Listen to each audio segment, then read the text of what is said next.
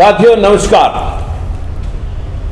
आज लोकतंत्र सुरक्षा पार्टी के साथ जो उनकी रीति नीति के साथ सहमति जता करके इकट्ठे होने के लिए आज यहां पर उपस्थित हैं, जो सबसे पहले मैं कहना चाहूंगा आईपी कुशवाहा जी जो मेरे राइट हैंड पर बैठे हैं, जो जन अधिकार मंच पार्टी चलाते हैं, और राम गोपाल जी राठौड़ साहब जो सर्व समाज पार्टी चलाते हैं, और निशा साहब और राम गोपाल उत्तम जी और हमारे विमलेश मौर्य जी के प्रतिनिधि यहां पर मौजूद हैं। लगभग आज 5 पार्टियां लोकतंत्र सुरक्षा पार्टी के रीति नीति को ग्रहण करके उसमें विला करने के लिए यहां पर सभी लोग आए हैं। मैं इन सब का सम्मान करता हूं, क्योंकि लोकतंत्र सुरक्षा पार्टी ने उन 85% लोगों के हितों के और उनके साथ हो रहे शोषण के खिलाफ आवाज बुलंद की है। आज व्यवस्था देश के 15% लोगों के हाथ में है, चाहे जुडिशरी है, चाहे मिलिट्री शासन प्रशासन और चाहे मीडिया, पूरा का पूरा सिस्टम देश का 15% लोगों के हाथ में होने की वजह से जो 85% लोग हैं वो मुंह ताक रहे हैं।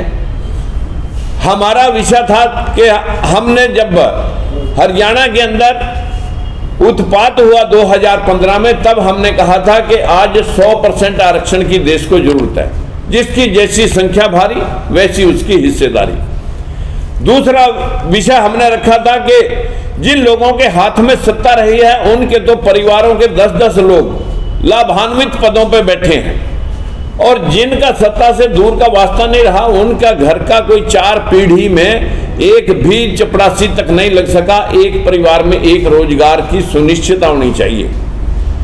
तीसरी बात कही थी कि पूरी दुनिया के अंदर किसानियत घाटे का सौदा होने की वजह से सरकारें किसानों को और मजदूरों को राहत देती हैं। हमारे देश के किसानों और मजदूरों को भी आधा पैसा मनरेगा स्कीम के माध्यम से मजदूरों को दिया जाए मजदूरी का, और आधा पैसा किसान देगा। किसान को आधे रेट में मजदूर मिल जाएंगे और मजदूर को 2 गुनी पगार मिल जाएगी, जिससे देश की 65% आबादी साथ सीधे किसान और मजदूर सरकारी योजनाओं से लाभान्वित होंगे और काम धंधे के साथ जुड़ जाएंगे। और चौथी बात हमने कही थी कि विदेशों में भी पूरे साल भर का 40% इनकम टैक्स के रूप में जो काटा जाता है वो दिया जाता है, लेकिन हमारे देश का जो हालात है वो बहुत लचर व्यवस्था की वजह से उस सिस्टम को अडॉप्ट नहीं किया जो विदेशों ने किया था। हमारे देश के अंदर जो बूढ़े बुजुर्गों को, वृद्धों को 10,000 रुपए की पेंशन और 10,000 रुपए बेरोजगारी भत्ता, जो हमारा मूल प्रावधान है कि चाहे इसे वोटर पेंशन समझ लें, चाहे हमारे बेरोजगारों को नौकरी मिलने तक उसका रोजगार समझ लें, और बूढ़े बुजुर्गों का मान और सम्मान समझ लें कि 10,000 रुपए बेरोजगारी भत्ता और 10,000 रुपए पेंशन। इस सब बातों को ध्यान में रखते हुए हमारी पार्टी लोकतंत्र सुरक्षा पार्टी प्रदेश भर में कार्य कर रही थी। उन बातों को अलग अलग मंचों से ये भाई लोग भी अलग अलग राजनीतिक दल चला करके वही बात कह रहे थे जो हम सारे इकट्ठे होकर के कहना चाहते हैं। आज सभी भाइयों ने अपनी अपनी पार्टी का विलय करने के लिए एक प्रस्ताव हुआ, और उस प्रस्ताव में आज हम यहाँ पर मंगोलपुरी के इंडस्ट्रियल एरिया में सावित्रीबाई फूले ट्रस्ट में जो महात्मा सावित्रीबाई फूले, महात्मा ज्योतिबा फूले का जो इस देश की समानतावादी विचारधारा, क्योंकि देश में 2 ही विचारधाराएं, अंबेडकर फूलेवादी विचारधारा और मनुवादी विचारधारा, तो आज हम इस ट्रस्ट में बैठ करके संकल्प लेने के लिए यहाँ पर इकट्ठे हुए हैं कि आज के बाद हम सब इकट्ठे काम करेंगे और महात्मा ज्योतिबा फूले भीमराव अम्बेडकर की नीति को ध्यान में रखते हुए समता मुल्क समाज की स्थापना करेंगे और हम सब लोकतंत्र सुरक्षा पार्टी के अधीनस्थ काम करेंगे, एक ही पार्टी में रह करके काम करेंगे। इन्हीं शब्दों के साथ मैं इन सब भाइयों का भी धन्यवाद करता हूं और अपील करता हूं कि एक एक मिनट में अपनी पार्टी का नाम और अपना नाम यहाँ मीडिया के सामने रखें। बहुत बहुत धन्यवाद आप लोगों का, सभी मीडिया भाई साथियों का। मेरा नाम IP कुशवाहा है और मैं जन अधिकार मंच का राष्ट्रीय अध्यक्ष हूँ। ये जन अधिकार मंच राजनीतिक तौर पर 2013 से भारत निर्वाचन आयोग में रजिस्टर्ड है। 2 चुनाव भी हम लड़ चुके हैं। इसके पहले भी मैं बहुजन समाज पार्टी में कांसीराम जी के साथ रह करके बहुत सारा काम किया है हमने। और जो अभी नीतियाँ माननीय लोकतंत्र सुरक्षा पार्टी के पूर्व सांसद माननीय अध्यक्ष जी राजकुमार सैनी साहब ने बताया है, उसी नीतियों को हम भी चाहते हैं और इसीलिए प्रभावित होकर के अपनी पार्टी का विलय इनके साथ करते हैं। और जिसकी जितनी संख्या भारी उसकी उतनी हिस्सेदारी, चाहे विधायिका में हो, कार्यपालिका में हो, न्यायपालिका में हो, मीडिया में हो या प्राइवेट सेक्टर में, और समानता के साथ सबको अधिकार मिले। इसी के साथ हम 2024 में अभी और साथी हमारे आने वाले हैं, हम 5 लोग आए हैं और तैयार हैं। जितने भी शोषित वर्ग के लोग हैं जिनके साथ अन्याय हुआ है वो सब मिल करके इस पार्टी में आकर के माननीय राजकुमार साहब के नेतृत्व में पूरे देश में इस मिशन को चला करके लोगों को न्याय दिलाने का काम करेंगे। धन्यवाद। रामगोपाल साथियों नमस्कार, मैं रामगोपाल राठौर सर्व समाज विकास पार्टी से।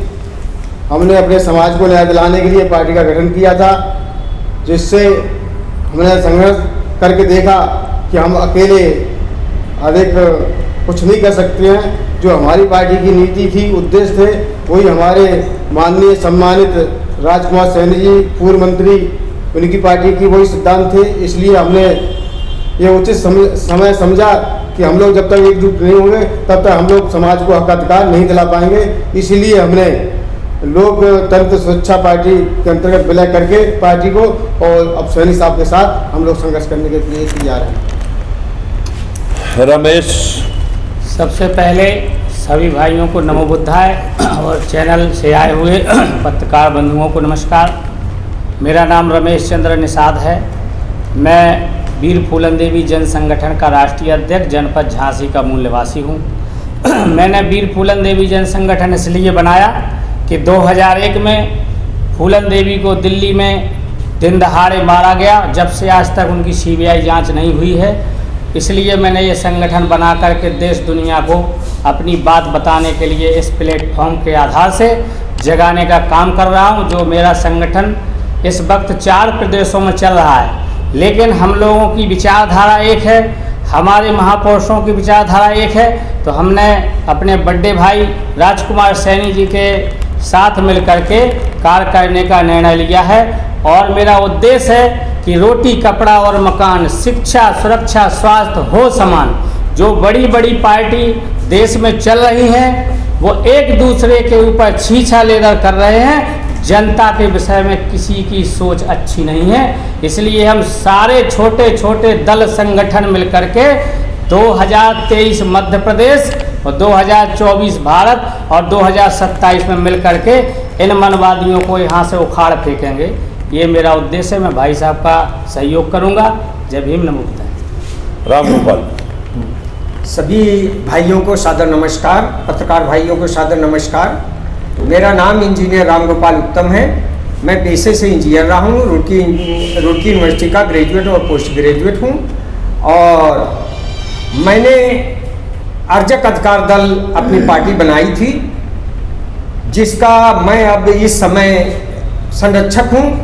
राष्ट्रीय अध्यक्ष VL सोनकर साहब हैं। जैसा हमारे नेता लोकतंत्र सुरक्षा पार्टी के अध्यक्ष माननीय सैनी जी ने आपको बताया कि 15% शोषक वर्ग 85% का लगातार शोषण कर रहा है। भाइयों, आप लोग देखते हो कि सदियों से इस देश में शोषित समाज का शोषण यही 15% समाज करता आया है। हम लोग इसी के लिए संघर्ष कर रहे हैं। हमने ये अनुभव किया है कि अकेले अकेले हम लोग इस व्यवस्था को बदल नहीं पाएंगे। राजकुमार सैनी जी हमारे सर्वमान्य नेता हैं, इनकी नीतियां हम सबको स्वीकार हैं और इनके साथ मिलकर हम इस व्यवस्था को परिवर्तन करने के लिए अपने दल का इसमें विलय कर रहे हैं। धन्यवाद। भारतीय किसान मोर्चा पार्टी का सुप्रीमो श्री राजकुमार सैनी जी की पार्टी में